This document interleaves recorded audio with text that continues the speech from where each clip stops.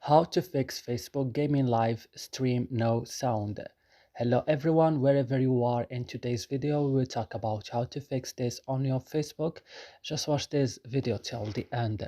So first guys, you need to go to your settings of your phone, open apps option. Here on apps option, search for Facebook, open Facebook. Then you have to scroll down, click on storage. Now click on clear data, click OK, and now you have to back, click on force stop, click OK, and now you have to go and restart your phone. After this your problem will be solved. So I hope guys this video is helpful for you. Don't forget to like and subscribe in our channel, and see you in another video.